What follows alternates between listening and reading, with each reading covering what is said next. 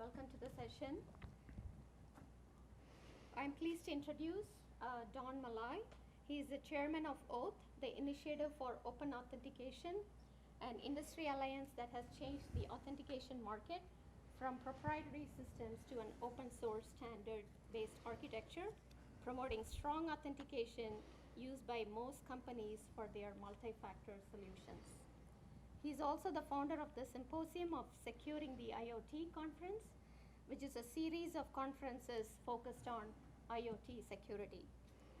He has more than 25 years of experience in the security and payment industry and is currently a security technology consultant working with companies and assisting with their security and authentication business. He'll be presenting a talk titled, So You Got Hacked. How quickly can your company recover? Please join me in welcoming Don.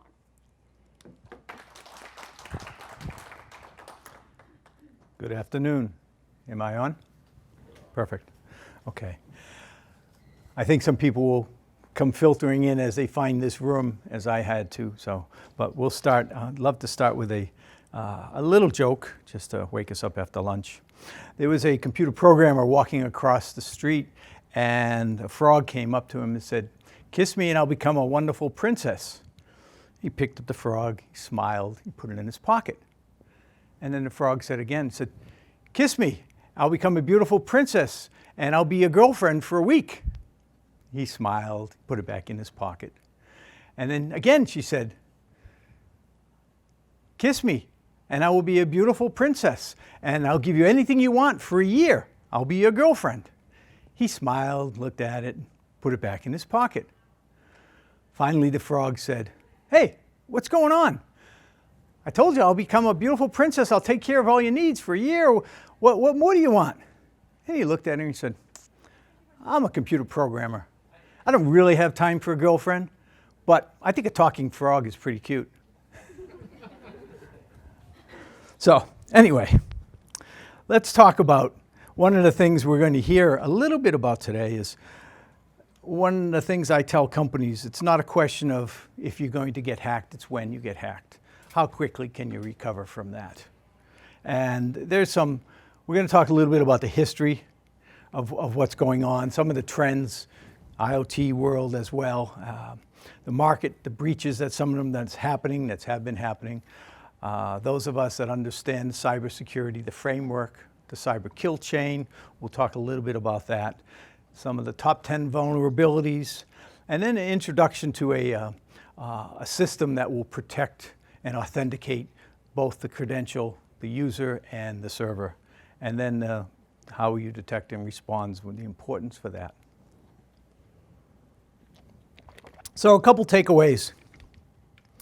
Basic areas of vulnerability, the types of attacks that we're seeing, how to protect from these areas, how to make our systems more functional and more secure.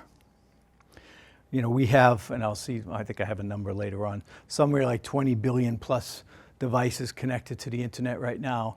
And I was talking to my friends at Cisco when we started up this symposium on IoT security. And I said, you know, you guys have done a great job of connecting the world. And I said, now that's the problem. Now that the world is connecting, we're realizing how insecure it is. And there's lots of standards, right? There's ZigBee, Z-Wave, LoRaWAN, BLE, NFC, but they're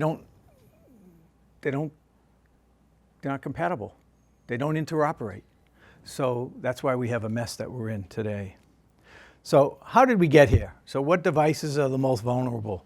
Where the hacks are most successful? And I don't know what it is, but I love Dilbert. You know, I still read Dilbert every day. You know, so, but you know, this is true. You know, the bad guys are persistent, right? They're persistently trying to go after us. I must get 8 or 10 phishing emails a day. Maybe I'm unique, but probably not. You know, the more emails we get, the more junk we get. You know, there's all these techniques that the bad guys are getting much more sophisticated, right? So just looking at the market size is going to grow about over 34, 35%.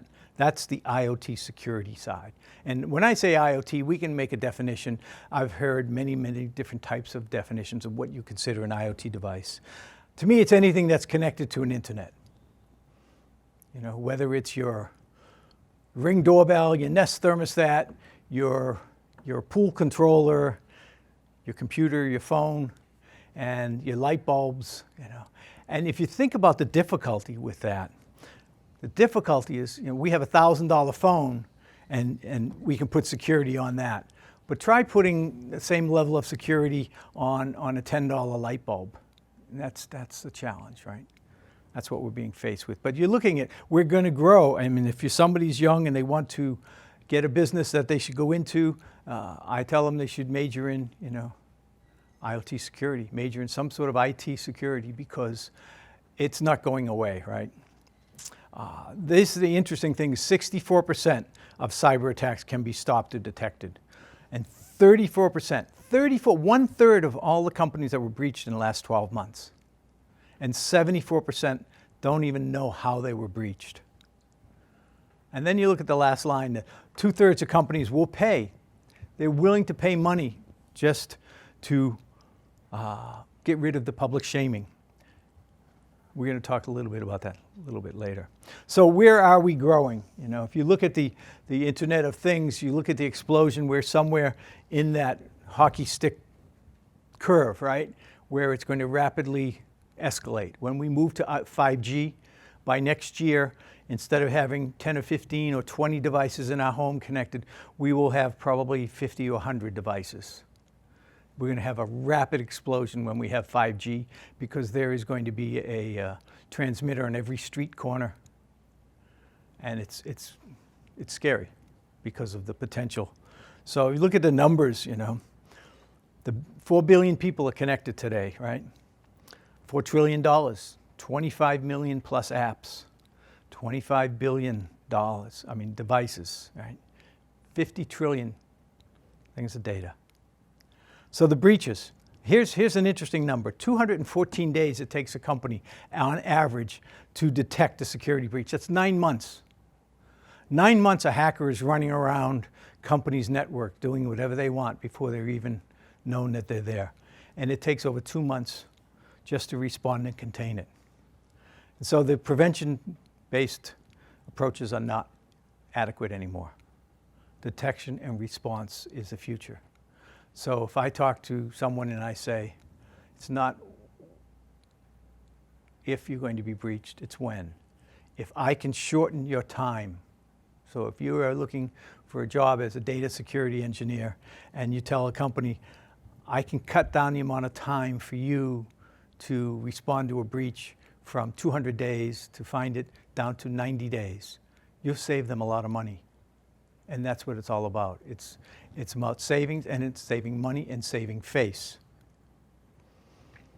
So this is a little hard to see. I don't know why I didn't make it bigger, but you look at where most of the exposed records are coming from. It's in the United States. You know, we have, you know, just about everybody in the United States has had its record taken, right? Between, you know, Yahoo and the payment system that we were trusting our data to. This is an interesting thing. I put it for the medical side because when I start thinking about things such as IoT security, and I think about our consumer side, our doorbells and our thermostats and things in our home.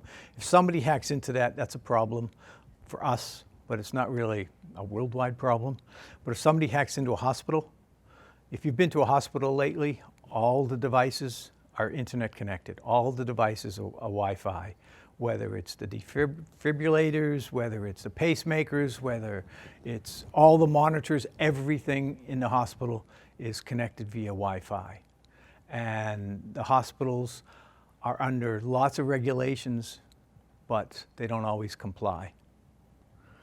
I had a friend of mine used to drive around in Texas And he'd go into a hospital parking lot and fire up his laptop, turn it on, and look for all the open Wi-Fis and walk into the hospital and say, you guys need to fix this. You need me. You need to hire me to fix this because you're in violation of federal laws, because there are the electronic, privacy laws, Records Act, and there's HIPAA, and there's lots of things to protect our data. But just look at this, as we see the numbers in the medical and healthcare. Look at this year alone. First quarter, we have 368 breaches. I mean, these are numbers. These are doctors, hospitals, dentists, chiropractors. It's our data that they're taking, and it's sad. So what do these companies have in common? I said this at lunch. I used to have 4 companies on this slide when I started. I had Apple, Google, Sony, and EMC, or RSA. RSA is the company that makes the tokens, right? And what they have in common is they were all hacked. I didn't need to know that Apple had its data center in South Carolina to hack into it, right? But Apple was the largest company, Google the largest internet company, Sony the largest entertainment company, EMC the largest, or RSA the largest security company, and they were all hacked. And I used to show this slide and talk to banks, and I said, if you don't think your bank is a target, well, maybe it's just not big enough. Because what happened is Bank of America, Chase, Wells Fargo, all the big banks started implementing all sorts of security. So where did the hackers go? They went to the credit unions, because credit unions don't have a big IT department. They don't have an IT department in many cases. And so they just go, it's like the balloon, they squeeze the balloon and it pops over here, squeeze over here and it pops over there. Or the other way to describe it, for those of us that all had physics, it's like an electron going down a wire, follows the path of least resistance. And that's what the bad guys do. They go wherever they can. So, I could fill this slide with a whole bunch more companies because, we read about them every day, right? But the one that really concerned me, and I didn't say the name before, was Equifax. When the CEO was sitting in front of Congress and he was talking about his breach of whatever it was, 175 million Americans, right? And that was data. That was credit card data. That was important. That wasn't just a name and an address. This was financial information. And he had the arrogance to say, well, that's my data.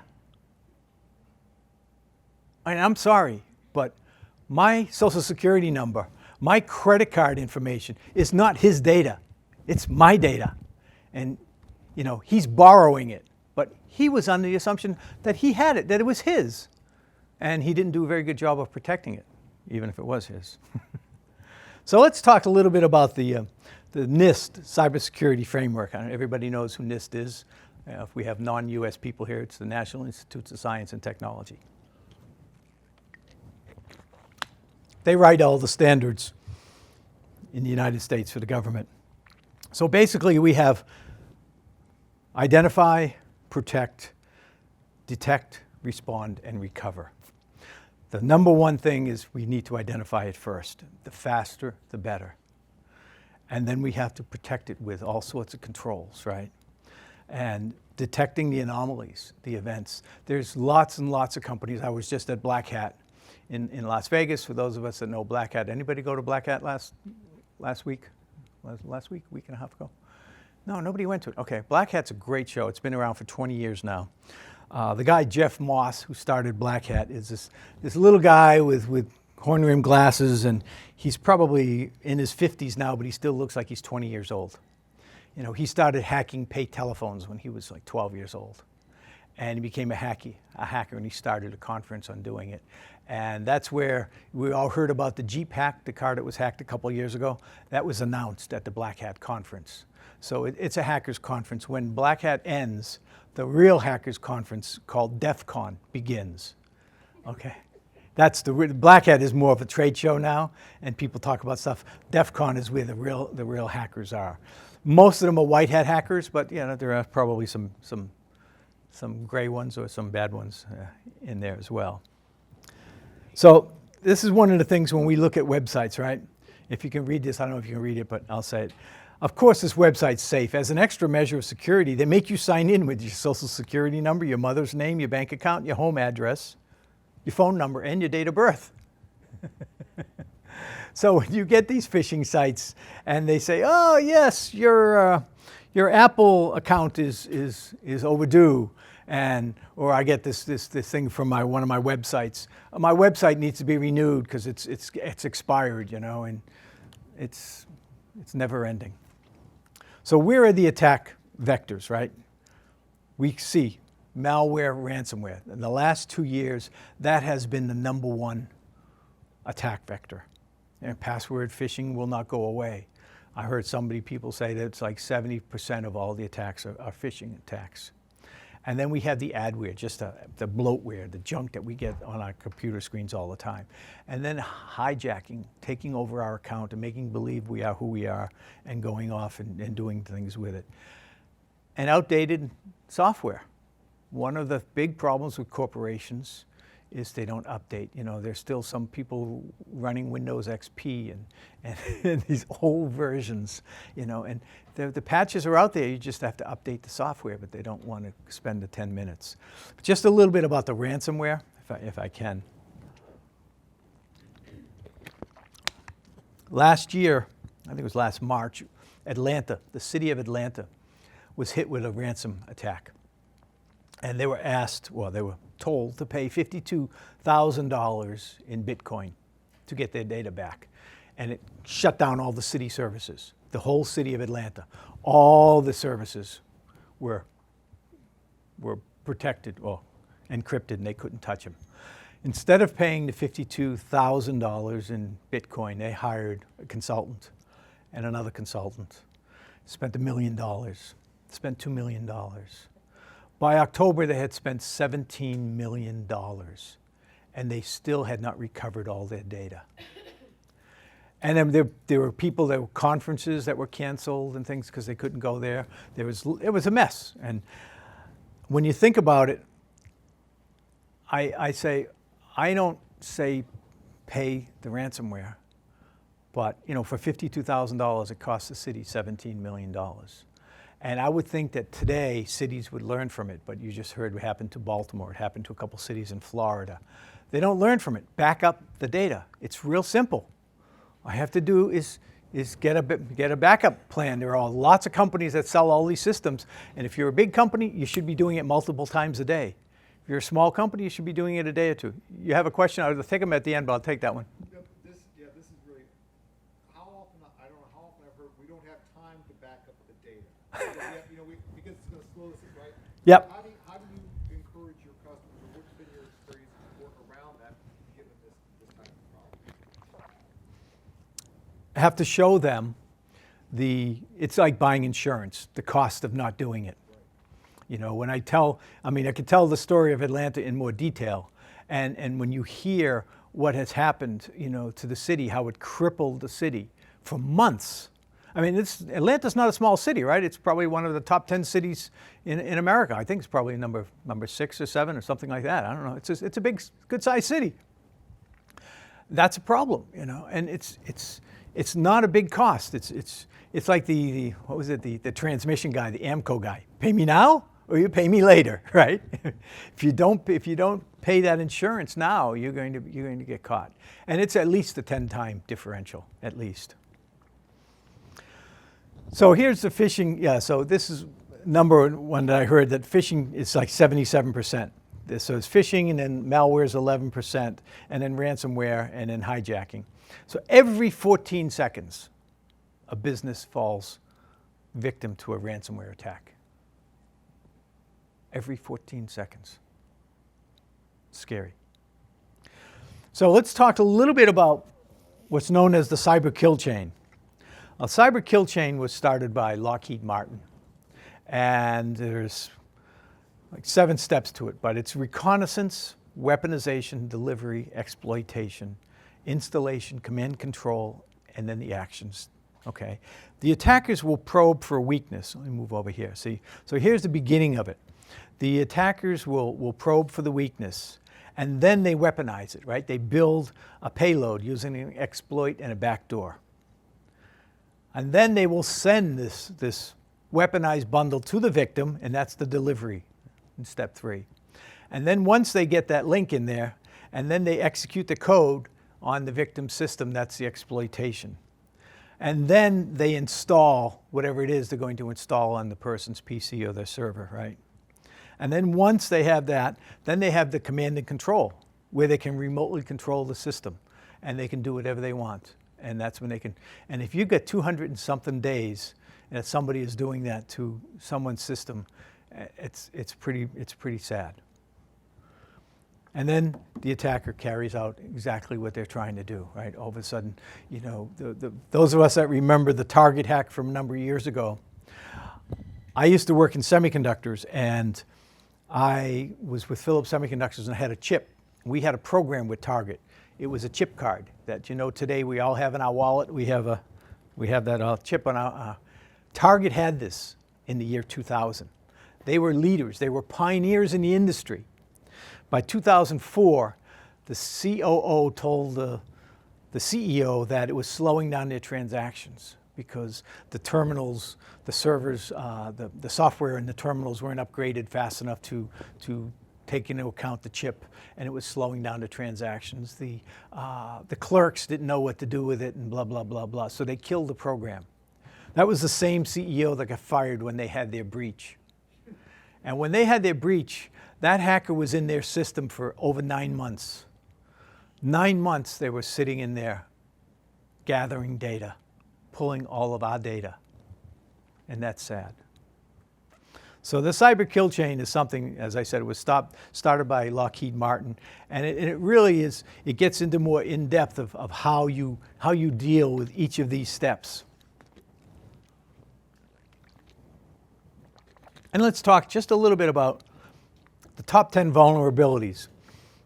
I'm not going to go into detail on each one of those because we don't have enough time. And I don't know where we are on the time, but we're going. We're okay. Okay. So number one, we have insecure web interfaces, insufficient authentication or authorization.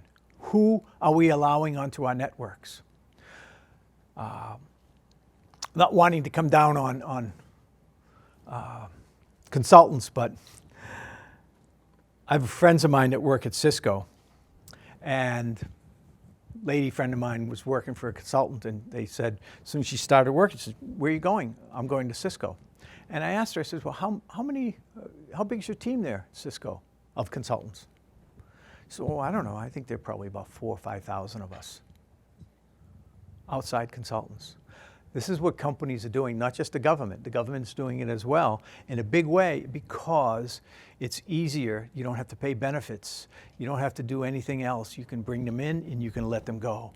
You have contracts so they come in and out, and it's much simpler. But the challenge is, who has authorization to all your network and all your information? They're here today, they're gone a month later.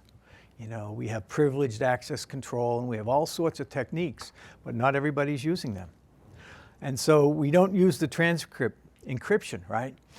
One of the things that's starting to happen, there's a company, really good company, startup company in the Bay Area, that's encrypting in the cloud.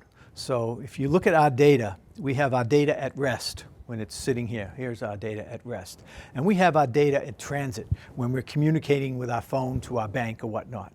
And then you have the data that's in the cloud somewhere, if you know, floating around out there. We've done a good job of protecting this data somewhat. We have BitLocker on our computers. We have encryption, hopefully, on everybody's computer. Same thing, our phone, when we connect to our bank, we're using a VPN. We're not going through an SMS, right, because that's not protected. But when the data's in the cloud, it's encrypted in the cloud, but in order to expose it, to open it up, to use that data, it's like opening the kimono. You know, that's when it's vulnerable. And this company is working with Intel in protecting that data. Intel is actually invested in the company, and that I think will have a good future. So then we have the privacy concerns.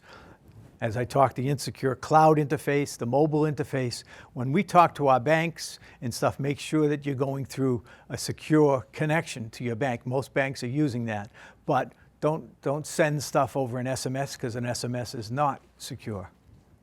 And then we have insufficient security configurability, insecure software and firmware, poor physical security, right? Don't just leave your stuff floating around. Don't, you know, tape all your passwords to your computer and things like that. You know, get a password manager. They're really simple. They're very inexpensive. Some of them are free, where you can take all your passwords and store it with a master key and whatnot, something like that. Change your passwords regularly. Don't use the same password for everything, you know. So let's look today at here's a practical solution for just on one aspect of those vulnerabilities, the authentication and authorization, okay? So here's a company called AutoPassword, and they do authenticating both the user and the server. Most of the time we authenticate the user, but we don't know about the server side of it, and that's the key. So we talked a little bit about the problems with user passwords. I'll just show you an overview of this AutoPassword and the features of it, okay? We all know about the vulnerabilities, as I said, with the user passwords. And you know that, you know, still number one password is like 1, 2, 3, 4, 5, 6. That's still number one, believe it or not. And I think number 2 is password. It's crazy.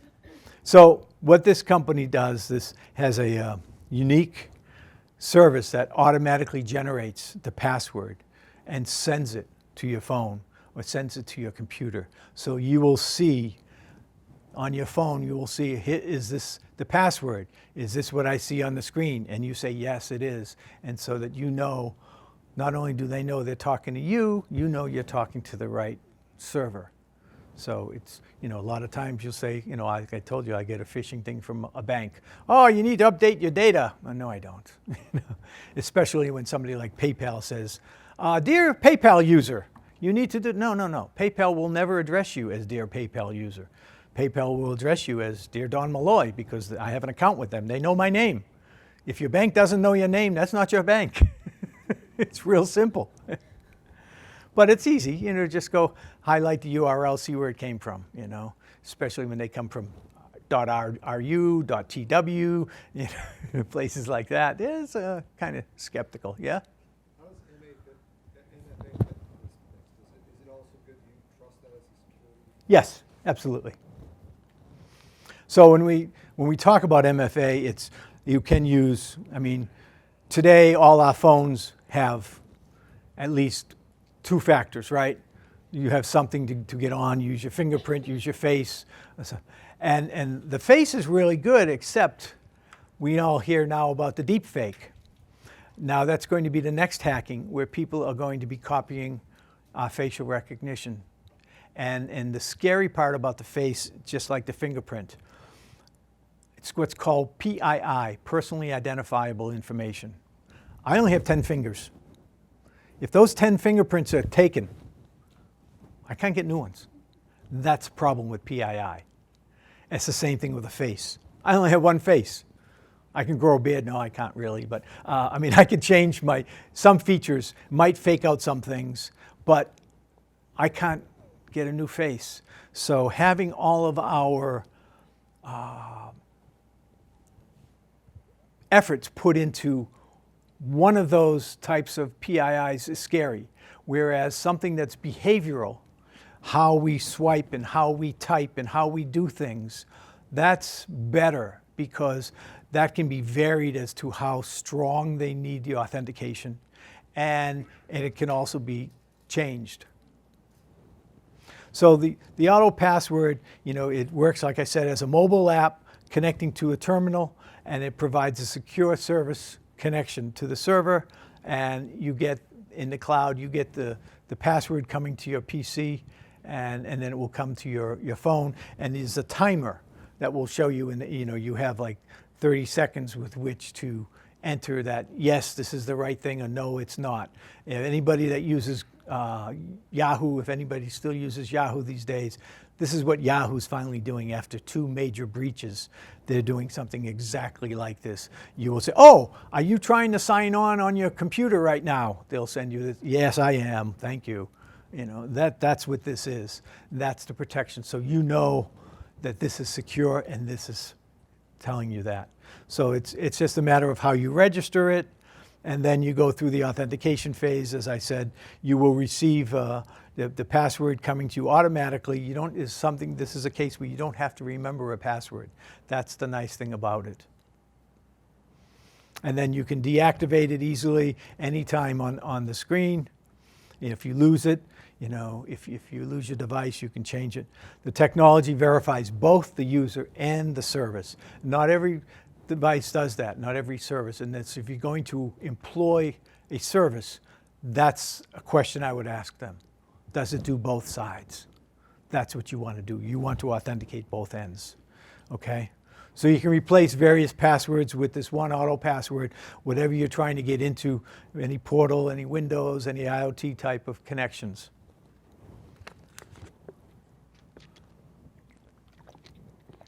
And you can do it for all the social logins as well.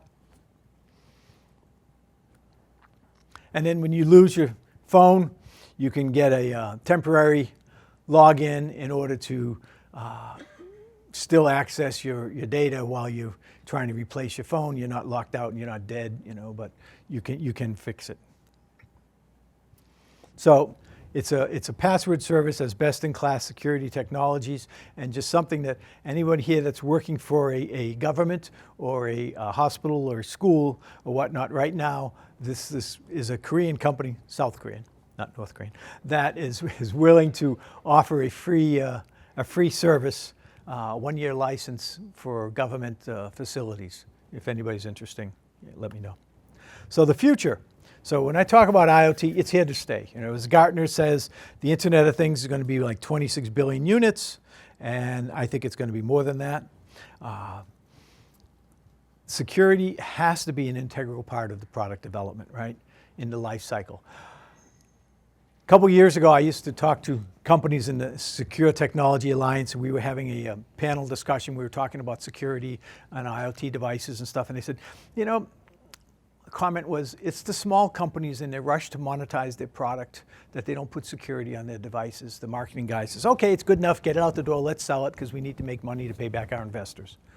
And I go to CES, which is the Consumer Electronics Show, every year, and I talk to companies, and I asked the question in the meeting, I said, so these small companies, would you consider Samsung one of those small companies? And they said, what do you mean? I said, well, I go to the CES show, and I walked into, if anybody's ever been to the Consumer Electronics Show, if you've not, go. It's the first week in January. It blows your mind. There's just everything you can imagine. It's 4.5 million square feet of exhibit space. 8,500 companies are exhibiting. Anyway, Samsung, like Apple, like Sony, they have massive booth, right? Their booth is just filled with rooms of different technologies. So I'm in a room with all their appliances, and they have their washing machines and their refrigerators and all their smart stuff, right, in the home. And they're showing to me this wonderful dashboard of the washing machines. They could tell me any cycle that a washing machine's going in anywhere around the world, what the water temperature is, this, that, and the other thing. They can almost tell me what brand of soap it's using. And so I asked them, I said, so what do you have for security on that? What? It's just a washing machine. I said, you don't have any security on that. They had no security on all their home IoT data. They do now. This was a couple years ago. I mean, this is what's scary. You know, this is not a small company, right? Samsung is one of the biggest companies in the world. So, you know, a lot of people have just now starting to gain awareness, right? So we need to identify all the critical assets, right? And isolate and protect them. Okay, so let's look just a little bit quickly about focus on detect and response. We have to identify it, and we have to, after risk management, we have to protect it. And then we're going to get all the protection of our access control, the maintenance, the data security. And then we have to detect the anomalies, the events. We have to respond in time, and that's the key. We have to have planning, and we have to have proper communications, and we have to be able to mitigate that and make the improvements necessary. And then we have to recover. How do we recover from this system? Okay, the planning, the improvements that we're going to take. So these are all steps that companies have to take. So as I said earlier, so here's the benefits of detection and response. The mean time to identify is 217 days. Mean time to correct is 77 days. So we have to speed those up. If we cut those times in half, companies can save themselves a boatload of money. So protecting our devices continue to be a challenging effort. The vendors, the developers, their customers, everybody's responsible. I don't say that, you know, it's your problem, my problem. It's everyone's problem. We all have to be doing this. Because if we don't do it, you know what's going to happen? The government's going to do it. They're going to come in and they're going to mandate things. And whenever they do it, it's not usually going to be convenient. So, summary, we have 5 main attacks: the malware, the phishing, the unwanted adware, the hijacking, the outdated software. So as we connect more and more devices, the attack vector will grow exponentially. And this is a little bit about the company Dual Auth that does the auto password technologies. And that's me. And I think we can have time for a couple questions. Yeah, we have 10 minutes. Okay. Yes? I was just curious because when you were going through that 7-step cycle cyber attack, I work for a healthcare company out in the IE, and like a few months ago, we get an email from our chief compliance officer, and you know, people think, yeah, this is the chief compliance officer, so they click on the URL and stuff. And what had happened was, it was obviously a phishing email, but they did research on who she was and how to present that email exactly on how she would send it. So, yeah, it was kind of like a big thing, you know, but I just want to like remind people that you should hover over the URL. Yes, hover over the URL. Yes. And you know, there are companies that will do that internally as a test of their employees to see how many of their employees, because consultants will come in and they'll say, we're going to implement this, but now we need to test your employees to see. And it's still like 25% of them will respond to them. Yeah.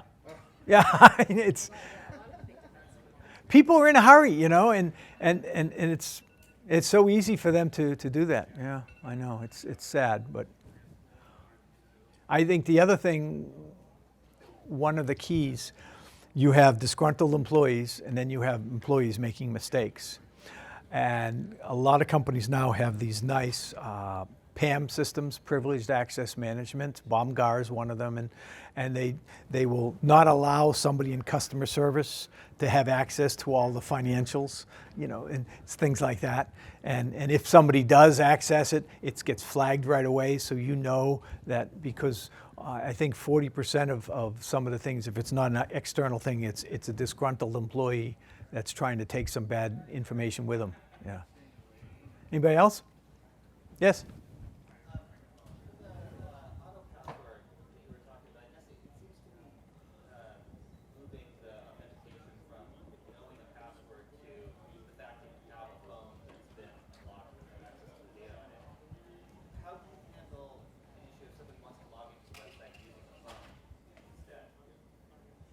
If somebody wants to log in using their phone? Well, no.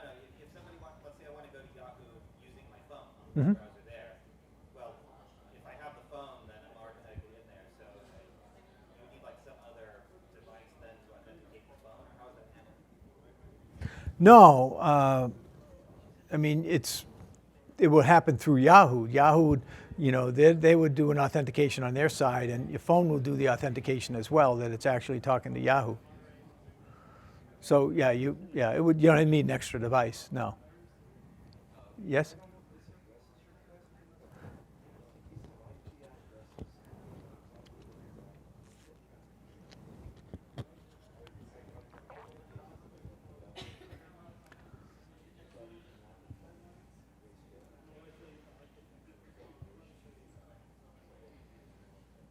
I guess the question was more like, my understanding was with the auto password, you're logging onto the website to your computer, but then it's pushing a notification to your phone and saying, can you verify that you have the phone and that these two numbers match between the computer and between the phone to verify that it's you. But what if you only have one device? What if I want to use my phone instead of my computer? Oh, you don't have to. That's one of them is auto password access manager, and then there's just auto password. Yes, you can do it just simple with the phone and the device, you know, and the service. absolutely, yes. You don't need to have both. It's two networks too, all right? You're using IP versus SMS. Correct. Yeah, absolutely. Yeah, if anyone, works for like a public organization and you guys want a demo and a trial, let me know. We'll be happy to supply it. I think we have time for one more question. No? If not, well, thank you. Oh, we do? We have one? Yeah. Oh, yes. Yeah. I was just wondering, besides having users not browse the internet on like old boxes like Windows XP boxes, are there any other best practices? Because we have all these embedded machines that have like Windows XP and older. It's kind of embarrassing, but they're like we tell users they can't go on the internet. We try to lock it down best we can, but they still constantly go on there and get them infected. Are there any other best practices or ways that other companies stop that? Well, you can update them as much as you can. We can't update the OSs, like No, other embedded systems. Okay. Firewall. Yeah, you I could. mean, they're controlled. It's not like they can infect them easily. It's just Right. We can't seem to keep them clean themselves. Yeah. Get rid of them. Firewall off the MAC address. If you're that smart, then you got other problems. Yeah. Yeah, firewalls will help. There's a real simple thing. Norton has some nice firewall technology that I use at home. I have it on my computers. It's good for $3.99 a month, Norton Secure. And it's a VPN, so it protects all your devices from that regard, It's not 100% protection, but it's probably 90%, Like I say, the bad guys take the easy way out. If they're going to spend $1 million to break into the chip on your credit card just to get your credit card information, it's not worth it. But if they spend $1 million to hack into the system to get Visa's, 100 million credit card numbers, now that's worth it. So it's just a matter of we have to make it not worth their effort to go after you and let them go after somebody else. It's like outrunning the bear. I don't have to outrun the bear. I just have to outrun the other guy. Anyway, thank you.